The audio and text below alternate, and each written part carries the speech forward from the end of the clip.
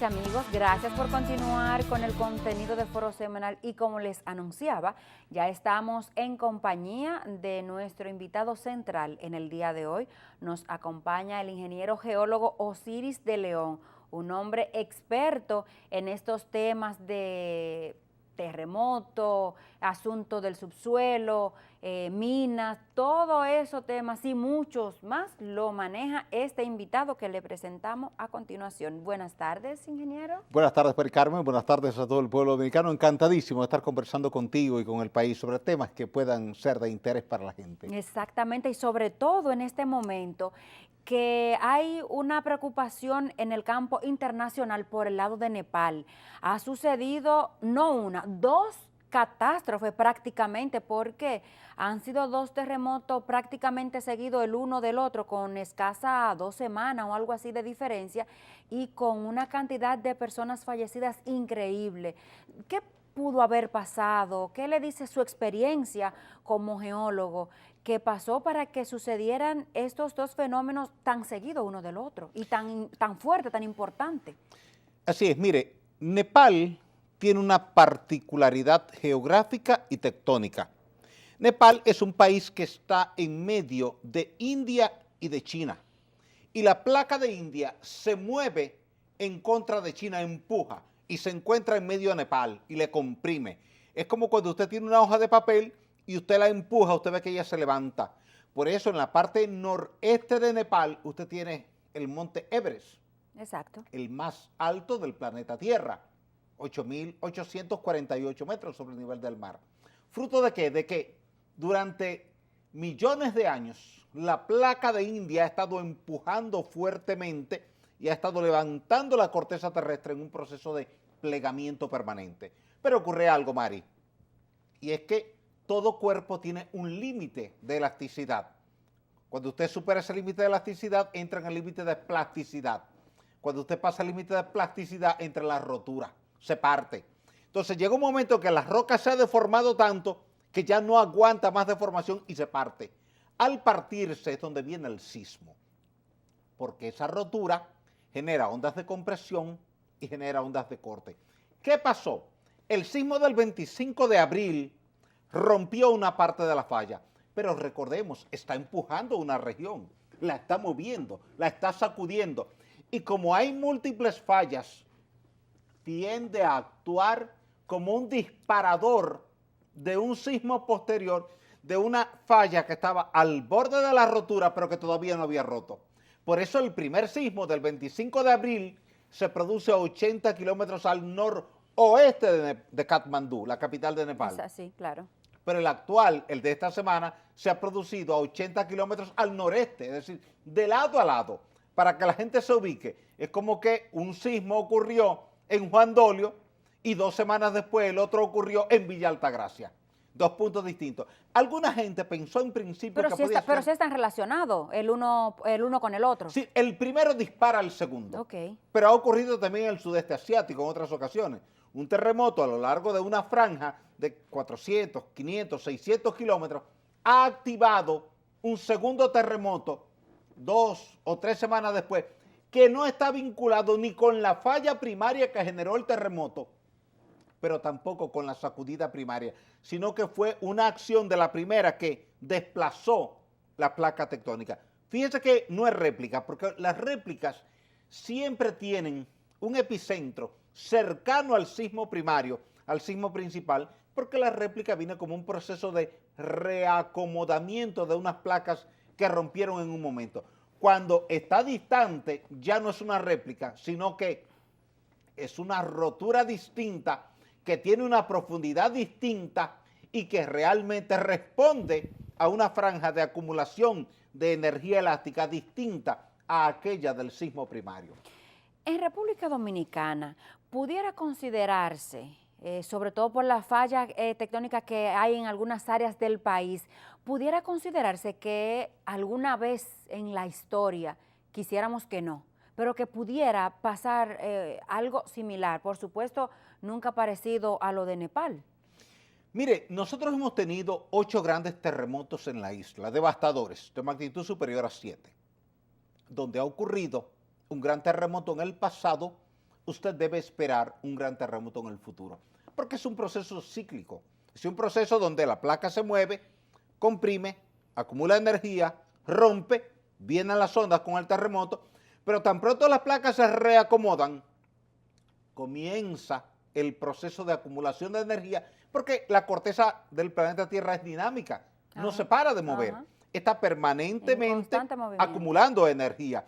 Por eso usted ve que en cada país donde hay terremotos, se repiten los terremotos. Chile, Japón, Estados Unidos, y Estados Unidos tiene dos partes importantes, una es California y otra es Alaska. Distantes, pero ambas en el Pacífico. Entonces, zonas que acumulan energía y de repente la liberan. Aquí en el Caribe usted tiene la zona de la Hispaniola, donde estamos nosotros. Exacto. Compartimos la isla con Haití, pero Haití ha sido golpeada y destruida varias veces por terremotos, y la República Dominicana también. Pero igual pasa en Puerto Rico, con su franja norte. Igual pasa en la parte norte de Venezuela y en la parte norte de Colombia. ¿Qué quiere decir eso? Que nosotros, que pertenecemos a la placa del Caribe, y esta placa del Caribe, en el borde costero nuestro, el borde costero de Puerto Plata, de Montecristi, de Samaná, estamos en contacto con esa placa tectónica de Norteamérica. La de Norteamérica penetra por debajo de nosotros, acumula energía, y cuando ya no aguanta más, rompe, y ese proceso de rotura le produce un evento, por ejemplo, como el del 4 de agosto de 1946, que fue de magnitud 8.1, superior al que hemos tenido en Nepal. ¿Cuál es el grave problema? ¿Por qué un terremoto puede producir mucho daño, como el de Haití, y otro más grande, menos daño, como ha pasado en Chile o en Japón? Se conjugan varios factores. Primero, ¿qué tan cerca de la superficie fue el sismo? Segundo, ¿qué tan cerca del núcleo poblacional fue el sismo? Tercero, oye, y esto es importante, ¿qué tan blando o qué tan rígido es el suelo de la casa donde usted vive? Usted tiene dos casas, usted y una amiga suya. Su amiga vive sobre suelo blando, arcilla, arena, limo, caliche, y usted vive sobre roca rígida, como el farallón de la José Contreras. La casa de ella sufre y la suya no, porque la roca permite el paso de la onda sísmica de corte a alta velocidad, que es la onda que lleva la mayor cantidad de energía. Entonces no se puede amplificar verticalmente. Entonces, el problema de la construcción, o sea, una mala construcción influye o tiene que ver en la contextura, la estructura, los componentes del terreno. El primero es el terreno. La Biblia lo dice en el Evangelio de Mateo. El hombre prudente construye su casa sobre la roca. Exacto. El hombre insensato construye su casa sobre la arena. Recuerda la ciudad colonial de La Vega. Desapareció. Sí. ¿Con qué? Con un terremoto. Ajá. Recuerda la ciudad colonial de Santiago en Jacagua. Desapareció. ¿Con qué? Con un terremoto.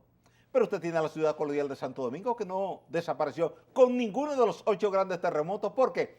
Porque la ciudad colonial de Santo Domingo está sobre roca. Aquellas dos ciudades coloniales estaban sobre suelo. Por tanto, primer factor, tipo de suelo. Sobre una roca rígida, usted puede construir un disparate y termina respondiendo bien. Se lo digo porque me tocó la oportunidad de hacer un inventario en Haití de daños durante muchos días. Y allí encontré que todo lo que se cayó, todo, sin excepción, estaba sobre suelo blando. Okay. Y que todo lo que estaba sobre roca, aún lo mal construido, se quedó de pie. De hecho, escribí artículos sobre ese tema y algunos de esos artículos, la versión en inglés, ha sido reproducida en libros en Inglaterra, en diferentes libros, porque les ha llamado la atención que ciertamente edificaciones que debieron haberse caído por su condición estructural, por su geometría, se quedaron intactas. ¿Y cuál es la realidad del país entonces con respecto a eso, a esos dos ejemplos que usted pone? El que construye una casa mal construida, pero está sobre roca, y el que la tiene bien construida sobre un suelo blando. Llevado a la realidad nuestra dominicana. Preocupante, porque el 45% de tu población y de mi población vive en el Valle del Cibao. Bonao, La Vega, San Francisco de Macorís. ¿Son 14 Salcedo, provincias? Claro. Exacto. Suelos blandos donde las comunidades han crecido de manera extraordinaria y donde a veces usted ve que se construye igual que como se construye en Naco o en Piantini, que es roca. Y ahí es donde tiene que venir la prudencia del contratista, del ingeniero, del arquitecto, del maestro constructor, del supervisor, de los organismos que otorgan los permisos, para asegurarse de que la escuela, el hospital, la iglesia, el estadio o la vivienda que vamos a hacer sobre un suelo blando en Santiago, La Vega o Bonao, no debe tener la misma distribución arquitectónica y estructural que la tenemos en Santo Domingo sobre roca. Por ejemplo, en Santo Domingo no es igual usted construir en Los Prados, que es suelo arcilloso blando, a construir en Piantini o en Bellavista, que es roca caliza rígida. Me recuerda, ahora que usted pone el ejemplo de que en el Cibao el suelo es blando, no sé si usted se recordará una escuela que se derribó parcialmente cuando el expresidente Hipólito Mejía era presidente, que le correspondió a la vicepresidenta y ministra, en ese tiempo secretaria de Educación, Milagros Ortiz Bosch, hacer un levantamiento de una escuela que se derribó producto de unos aguaceros, una situación, pienso, no recuerdo las causas que habrían explicado para ese momento, pero ahora me llegó a la mente con eso que usted dice que en el Cibao. Fue el sismo del 22 de septiembre del 2003 en Puerto Plata. Esa escuela a la que usted se refiere, Mari, es la escuela Gregorio Urbano Gilbert, conocida en Puerto Plata como la Escuela de la Reforma. Exacto. Estaba en la parte sur de Puerto Plata y usted llegaba después del sismo y pensaba que la escuela estaba intacta, porque no se veía toda una demolición, porque la escuela lo que hizo fue sufrir un efecto de piso blando y se aplastó. Okay. El primer piso quedó aplastado y cuando usted llegaba, usted veía un piso normal, pero ese era el segundo piso. Pero así ocurrió con decenas de centros comerciales allá en Puerto Plata. Y también quedaron afectados en Santiago, por ejemplo, el Hospital Regional José María Cabral Ibáez, el Liceo Secundario Ulises Francisco Espaillat y varias edificaciones. Y fue un temblor de apenas 6.5 en la escala Richter.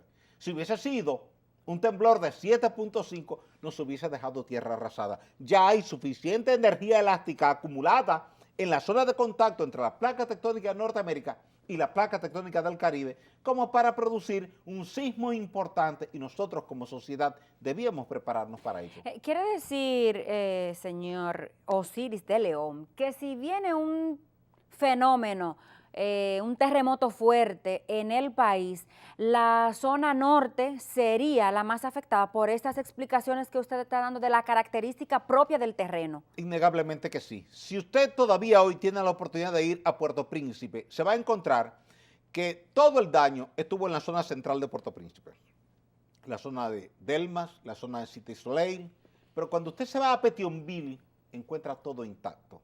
Lo construido por la gente rica y lo construido por la gente pobre.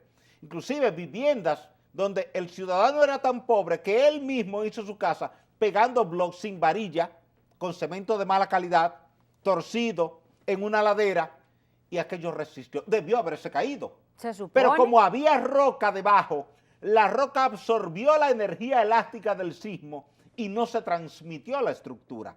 En cambio, en el suelo pasa lo contrario. Usted vio que el Palacio Nacional de Haití se cayó. Sí. Teóricamente estaba bien construido. Sí. El Hotel Montana se cayó. Exacto. La catedral se cayó. Teóricamente estaban bien construidas. Sin embargo, como era un suelo arcilloso, el suelo amplificó verticalmente el espectro sísmico, generó fuerzas tangenciales tan grandes que rompieron elementos estructurales verticales y las estructuras colapsaron. O sea que eso debe darle una buena explicación a las personas, a los ingenieros y demás personas que construyen y una lectura importante para corregir esos fallos futuros. Claro. Por eso le decía que el artículo que escribimos sobre el terremoto de Haití ha sido reproducido en varios libros en Inglaterra. Uno que se llama Diseño de estructuras resistentes a terremotos y otro que se llama Interacción suelo-terremoto. ¿Por qué? Porque si hay algo que debemos aprender todos los seres humanos es cómo se mueve una onda sísmica al momento del terremoto y por qué la casa A se cae y la casa B no se cae. Y entonces, ¿qué debemos hacer como sociedad para que tanto la casa A como la casa B se mantengan de pie el día que hay un terremoto y la gente deje de tener pánico al terremoto? Porque en realidad, Mari, la gente no le tiene miedo al terremoto. Que no. La gente le tiene miedo a morirse en el terremoto, que es diferente. Sí. El pánico que Fíjese que ya nadie teme al causa. huracán, pero 50 años atrás había pánico cuando venía un huracán. ¿Por qué? Porque 50 años atrás había casas de cana, de yagua, de cartón, etcétera, y se iban con el viento. Ya casi todo el mundo vive en casa de concreto y la gente sabe que el concreto resiste la fuerza de los vientos. Entonces usted le dice que hay un huracán y la gente se va tranquila al supermercado, compra alimentos, compra agua, va a la farmacia, compra medicina y se prepara para el sismo. para el huracán. Sin embargo, en el caso del sismo, como muchas otras viviendas se caen, la gente tiene pánico. El día que todos estemos seguros de que ninguna casa se va a caer con un sismo, y es posible lograrlo, es posible, sí, porque en el suelo blando usted le coloca un aislante sísmico entre la zapata y la columna, de forma tal de que el día que haya un sismo se mueva el suelo, pero no se mueva la edificación y entonces se va a quedar. California lo está haciendo así, Japón lo está haciendo así, Chile también lo está haciendo así. Lo que pasa, ingeniero, es que eso es costoso y a los empresarios dominicanos, a un sector, pues prefieren hacerlo de otro modo, aunque después el cliente sea que sufra las consecuencias. Pero vamos ahora, con su permiso, a una pausa. Y con este señor hay muchos temas que tratar, no es solo, ese señor no solo habla de terremotos y sismos, no, tenemos pendiente los fuegos forestales que están ahora preocupando mucho a la población. Hay una sequía que tiene una preocupación generalizada entre autoridades y población. De eso y otros temas más conversaremos con el geólogo Osiris de León luego de esta pausa.